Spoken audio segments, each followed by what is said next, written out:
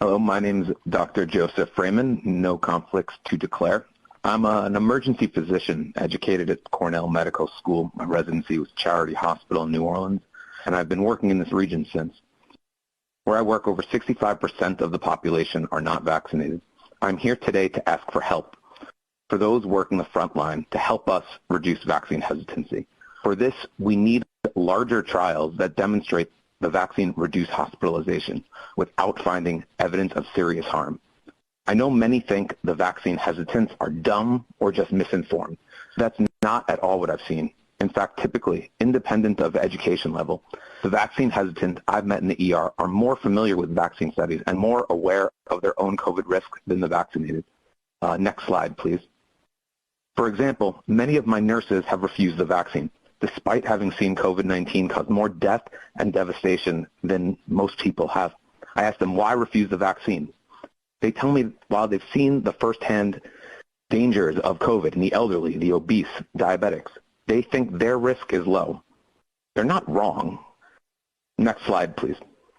One nurse showed me this Oxford risk calculator. A 30-year-old female has about a 1 in 7,000 chance of catching COVID and being hospitalized over 90 days.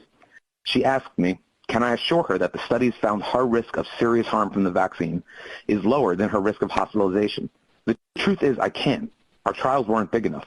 They weren't big enough to identify the vaccines cause myocarditis, yet now we know they do. Next slide, please. A recent observational study suggests the risk of vaccine-induced myocarditis in young males is higher than their risk of hospitalization from COVID. Is this true? We don't know. It's based on observational data. To know it's not true, we need a large trial that proves the vaccines reduce hospitalization more than they cause myocarditis in this age group. Next slide, please. The former FDA commissioner said the original premise of the vaccine was to reduce death and hospitalizations, and that was the data that came out of the initial clinical trials. Except, as you all know very well, and unfortunately, so did my nurse, the initial clinical trials did not find a reduction in death or hospitalization, likely because they were inadequately powered. Yet the former commissioner is correct that the initial trials should have been powered to find a reduction in hospitalization. Next slide, please. We need your help on the front lines to stop vaccine hesitancy. Demand the booster trials are large enough to find a reduction in hospitalization.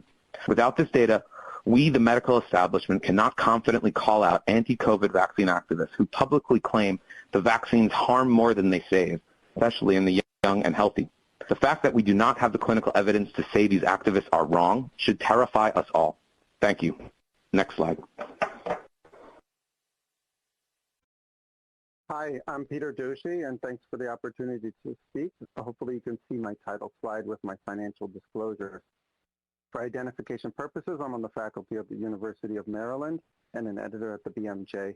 I have no relevant conflicts of interest. Next slide, please, which is labeled Slide A.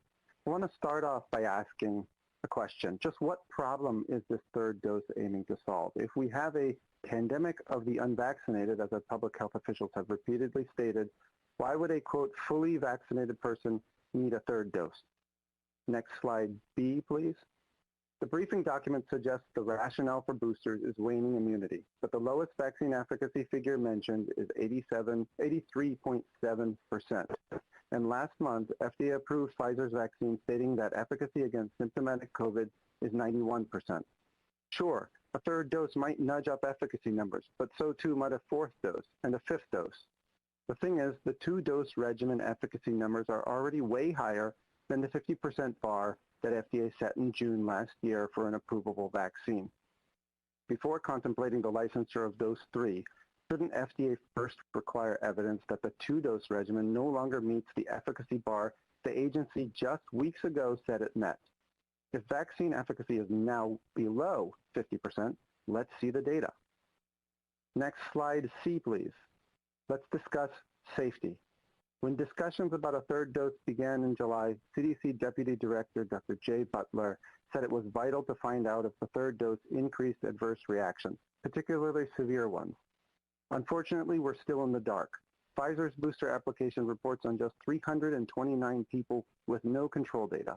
Now there is a Pfizer ongoing placebo-controlled randomized trial of boosters in 10,000 people not discussed in the briefing document. but this trial is unlikely to satisfactorily characterize booster safety.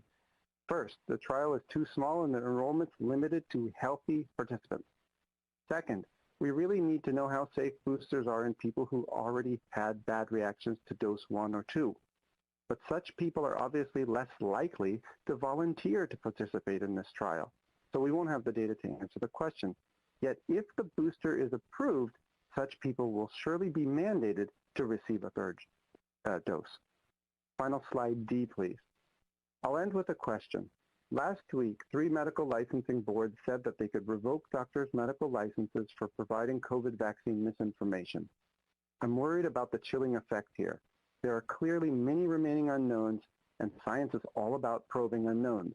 But in the present supercharged climate, and I'll point out that multiple members of this committee are certified by these boards, I want to ask FDA, what is FDA doing to ensure that those advising it are able to speak freely without fear of reprisal?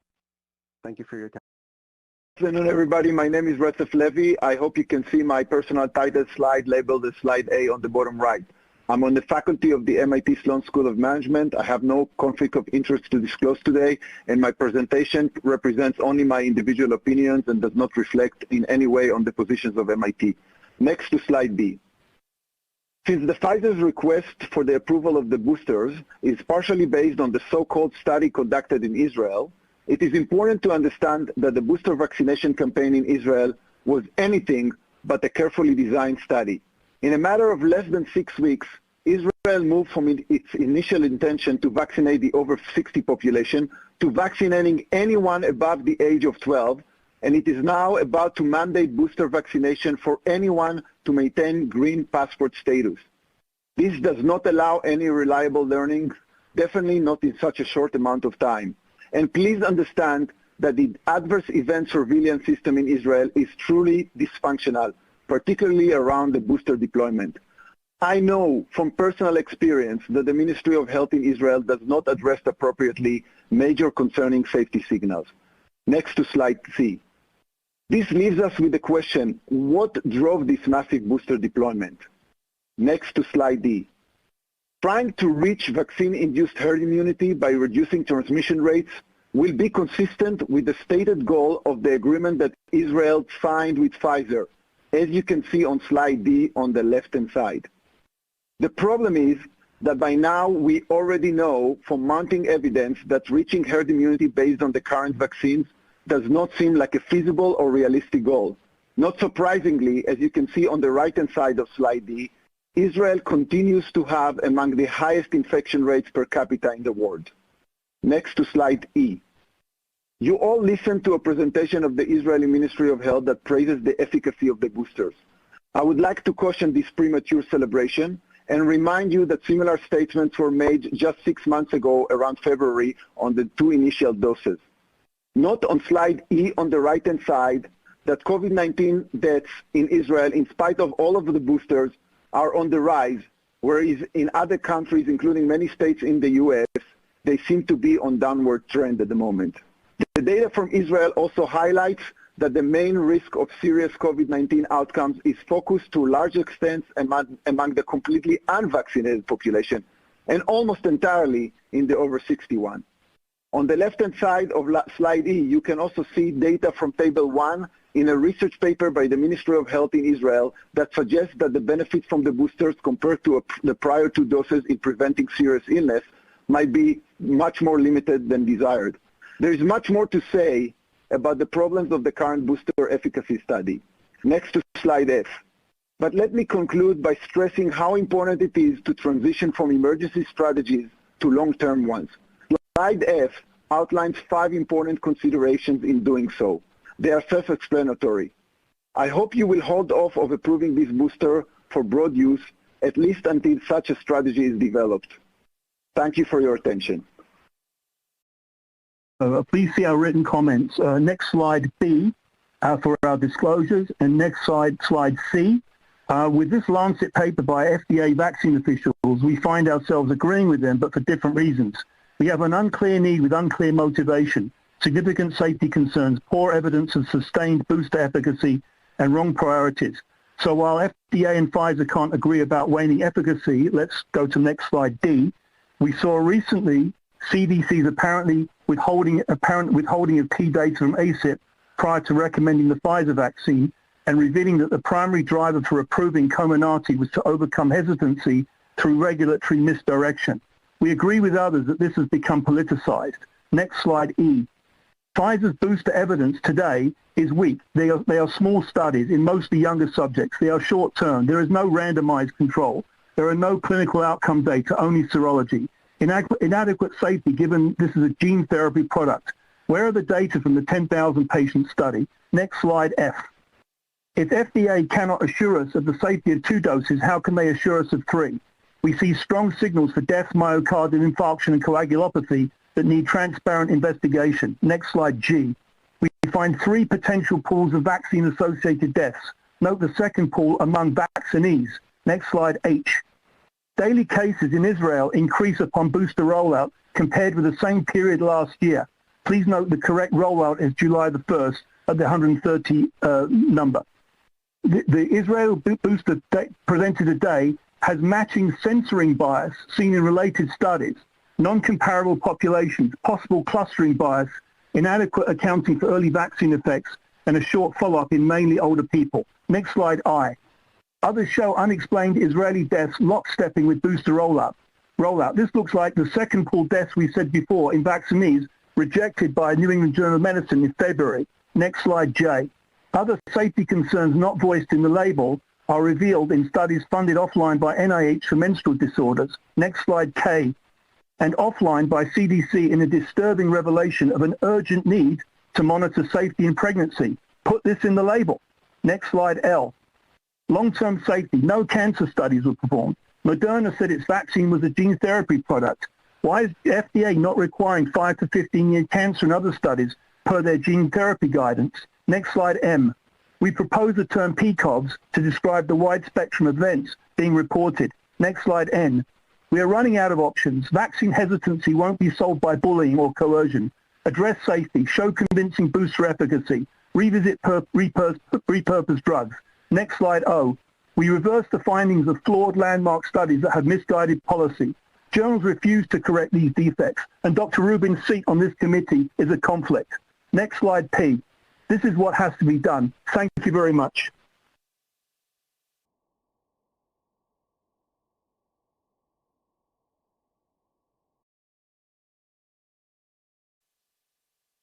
Hi, I'm Steve Kirsch. I'm Executive Director of the COVID-19 Early Treatment Fund. I have no conflicts. Advance to slide number 4 with the elephant. I'm going to focus my remarks today on the elephant in the room that nobody likes to talk about, that the vaccines kill more people than they save. Today we focus almost exclusively on COVID death saves and vaccine efficacy because we were led to believe that the vaccines are perfectly safe. But this is simply not true. For example, there were 4 times as many heart attacks in the treatment group in the Pfizer 6-month trial report. That wasn't bad luck. Theirs shows heart attacks happen 71 times more often following these vaccines compared to any other vaccine. In all, 20 people died who got the drug, 14 died who got the placebo. Few people notice that. If the net all-cause mortality from the vaccines is negative, vaccines, boosters, and mandates are all nonsensical. This is the case today. Death rates. Let's slide number 7 advance to the number 7 in the lower part. This shows that the all-cause death light rate in 3 cases. Only the VAERS numbers are statistically significant, but the other numbers are troubling. Even if the vaccines had 100% protection, it still means we killed 2 people to save 1 life. 4 experts did analyses using completely different non-US data sources, and all of them came up with approximately the same number of excess vaccine-related deaths, about 411 deaths per million doses. That translates into 150,000 people have died. Next slide would be slide number 11, the nursing home. Now the real numbers confirm that we kill more than we save, and I would love everyone to look at the Israel Ministry of Health data on the 90-plus-year-olds, where we went from a 94.4% vaccinated group to 82.9% vaccinated in the last 4 months. In the most optimistic scenario, it means that 50% of the vaccinated people died and 0% of unvaccinated people died. Unless you can explain that to the American public, you cannot approve the boosters. Slide number 16, please, myocarditis. The paper just posted yesterday on medRxiv entitled mRNA COVID-19 Vaccination and Development of CMR Confirmed Myopericarditis shows that the myopericarditis risk was 1 in 1,000, and that's an overall age range from 18 to 65, mean age of 33.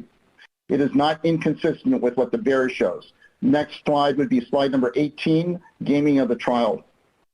It's pretty clear that the Pfizer trial results were gamed. It's statistically impossible for protocol violations to be 5 times higher in the treatment group. Why hasn't this been investigated?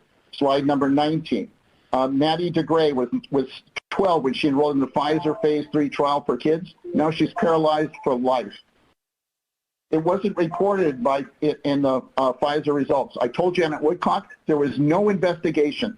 Please tell us why this fraud was not investigated. And finally, slide number 20, please. Early treatments are a much better alternative to boosters. The proof is that in Israel, cases are at an all-time high. In India, Uttar Pradesh is now COVID-19 free as of today. Almost nobody there is vaccinated. Thank you.